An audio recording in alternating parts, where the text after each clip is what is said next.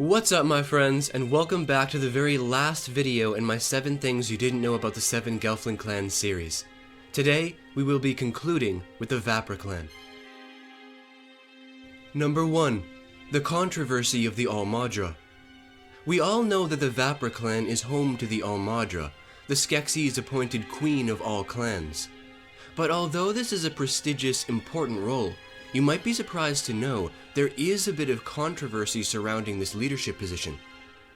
The Vapra were different from others in many ways, but possibly the most impacting was that the AllMadra was so distant.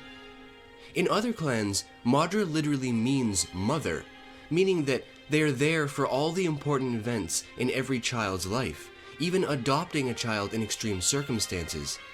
However, the AllMadra could never even meet every single Gelfling in all the time she had, creating an unnatural distance between her people, which is, in turn, part of the reason the Vapra are viewed as pretentious and segregated.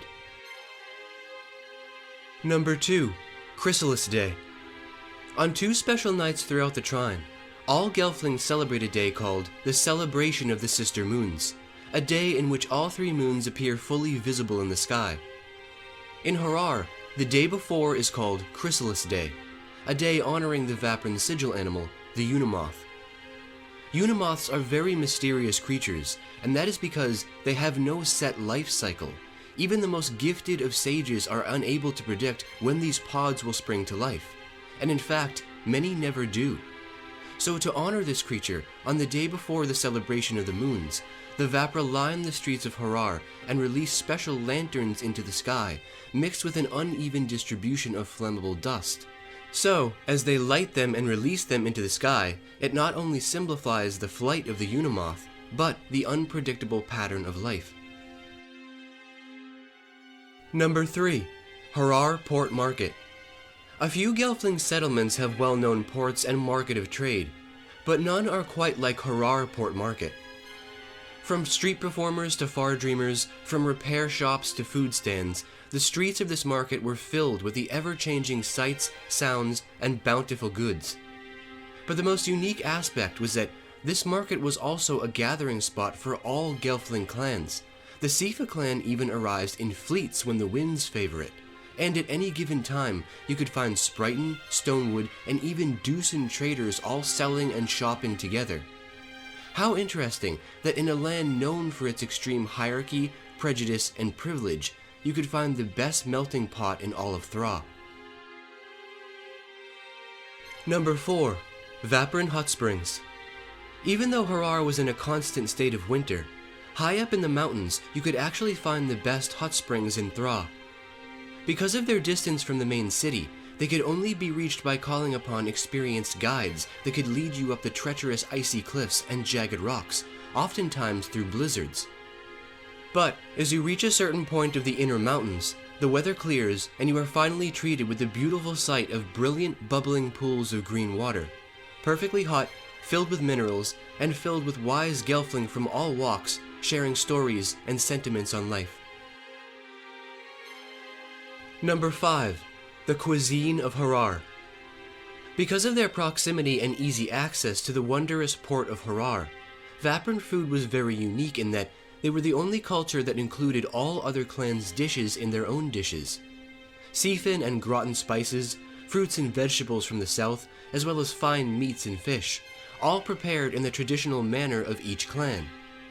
The only difference is that in Vapran dishes, they tend to be more simplistic with their approach, meaning that they hold back from using heavy seasoning and spices, instead choosing to make their food sweeter, thanks to the groves of sugarwood which grow in abundance in the mountains. A good comparison would be America, because here in this country we do exactly the same thing. Number 6. The Vapra Citadel. The Vapra Citadel is a legendary landmark, and acts as the AllMadra's headquarters and shining beacon of history and tradition in Harar. It is constructed from the very mountains that surround the city, carved, molded, and shaped into form, and reinforced with crystal and metal. The windows are made from stained glass in a rainbow of colors, and most decorations and ornamentation were shaped into the form of wings. The interiors were made from smooth, bright stone with shards of crystal. Strangely, the details of its construction and actual historical figures who crafted it have been lost to history and into myth, but popular belief states that the Skeksis actually helped them create it, which has caused many poems to be crafted around its sometimes controversial second name, the Twin Castle. Number 7. The Waystar. The founding of Harar can trace its roots back to one single event, which sparked the entire fire of their civilization: the finding of the Waystar. Most know that before the Vapra came into existence, there was only one single clan known as the Silver Sea Clan, who of course later became the Sifa. This happened when many sailors began to notice bright lights emanating from a bluff high in the mountains. When they investigated, they discovered it was actually a grove of luminous trees, which were, in reality, one organism growing in a ring.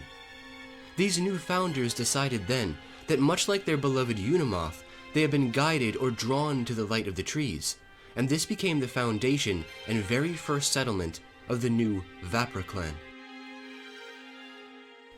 Well, my friends, that's going to do it for the Vapra clan. And that is going to conclude my video series on 7 things you didn't know about the 7 Gelfling clans. I hope you guys enjoyed it.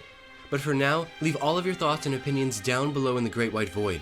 Tell me, what is your favorite aspect of the Vapra clan? As always, until next we meet, take care, for Thra, for Jim, and I'll see you guys back here for the next video very soon.